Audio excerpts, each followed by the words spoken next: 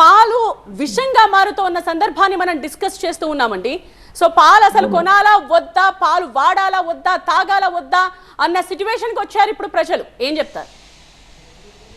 ఇది వాస్తవేనమ్మా. అలాంటి భయం కలగడం అనేది వాస్తవం, మనం దాన్ని కొట్టేయలేం. కానీ ఏంటంటే ప్రజల్లో కూడా ఒక అవగాహన అవసరం. పాలు ఎవరిదో ఏ ఛానల్లో వస్తుంది, ఆ పాలు సప్లై చేసే యొక్క విధానంలో వాళ్ళు తీసుకుంటుంది ఏంటి, కొంత పబ్లిక్ అవేర్నెస్ కూడా అవసరం. ఇవాళ కోఆపరేటివ్ డైరీస్ కానీ లేదా ప్రామినెంట్ పెద్ద బ్రాండెడ్ ఉన్న డైరీస్ కానీ చిన్న తప్పు కూడా చేయలేవు. ఎందుకంటే చేస్తే వాళ్ళ రెప్యుటేషన్ పోతుంది. కాదండి, టెస్టింగ్ లో పాస్ అవ్వడం కోసమే కొన్ని కెమికల్స్ కలుపుతున్నారు కదా, అంటే టెస్ట్ లో కూడా పాస్ అవ్వడం కోసం. అయినావు ఎందుకంటే అది టెస్టింగ్ ఎక్విప్మెంట్ ఉండే మీద డిపెండ్ అవుతుంది.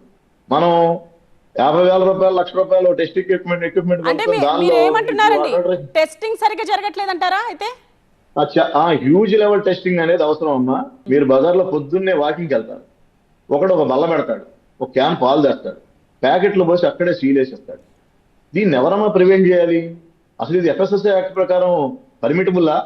అలా రోడ్డు మీదే బల్ల మీద ప్యాకెట్ పెట్టేసి పోసేసి సీల్ చేసి ఇవ్వడానికి లేదు ఒక షాప్ లో. అది అసలు పర్మిట్ ఉందా? ఎఫ్ఎస్ఎస్ఐ యాక్ట్ ఏం చెప్తుంది? కాదండి, దాన్ని ఎవరు కంట్రోల్ చేయాలి? మీరు యూనియన్ డైరెక్టర్స్, ప్రెసిడెంట్స్ అయ్యుండి కూడా మీరెందుకు కంప్లైంట్ ప్లీజ్ లేదమ్మా, అది that is not our for you.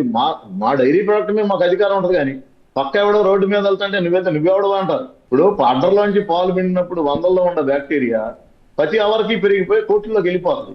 దాన్ని నివారించడానికే పెద్ద పెద్ద డైరీలన్నీ దగ్గరగా చిల్లింగ్ సెంటర్లు, బల్క్ మిల్క్ పాలర్లు పెడతాయి. వెంటనే చిల్ చేయాలి, వెంటనే కూల్ చేయాలి. కానీ ఈ అనారోగ్య సెక్టర్ లో ఎవరైతే పాలు కలెక్ట్ చేసి చేస్తుంటారో వాళ్ళకి అయ్యే ఉండవు. అందుకని హోటల్లో బ్యాక్టీరియా కూడా పెరిగిపోతుంది. ఈవెన్ దో అడల్టరేషన్ చేయకపోయినా కూడా ఆ పాలు హానికరమే. అందుకని నేనేమన్నానంటే ఒక స్ట్రక్చర్లెస్ గా ఒక యాక్ట్ విరుద్ధంగా నడిచే వ్యవస్థని ఎక్కువ పాదంతో ప్రభుత్వాలు తొక్కేయాలి.